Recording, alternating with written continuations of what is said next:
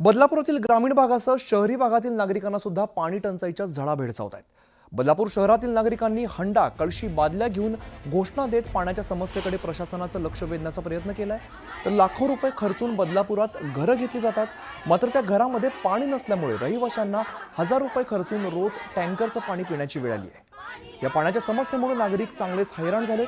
दरम्यान या प्रकरणी आता रहिवासी मनसेच्या नेतृत्वाखाली अमरण उपोषण करणार आहेत।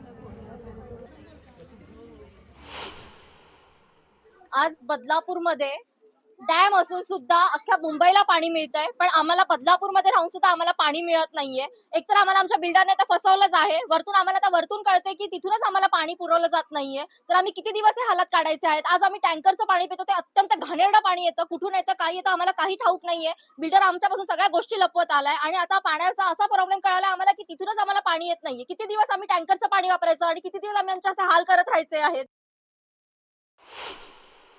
भांडावं लागतंय। पूर्ण सरकारला माझी एकच विनंती आहे की तुम्ही जे काही तुमची प्रोसिजर आहे ती लवकरात लवकर क्लिअर करा आणि आमच्यासारख्या लोकांना किंवा आमच्या इथे बऱ्याच बिल्डिंग्स आहेत अशा की तिथे लोकांना अजिबात पाणी मिळत नाहीये आणि जे पाणी पुरवठा केलेला जातोय तो टँकरद्वारे ते पाणी पिण्याच्या सुद्धा लायकीचं नाहीये। म्हणजे आम्ही फिल्टर करून सुद्धा ते पाणी गरम करून पितोय आणि त्यानंतर सुद्धा आमची जी लहान लहान मुलं आहेत ती आजारी पडतात आहे। टँकरला पाणी मिळू शकतं पण नळाला पाणी मिळणार नाही। ही जी परिस्थिती बदलापूर शहरामध्ये आली ही कोणामुळे आली?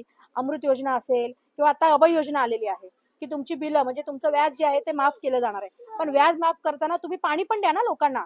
जर तुम्ही पाणी देऊ शकत नसाल तर मग त्या लोकांनी ती बिलच का भरायची?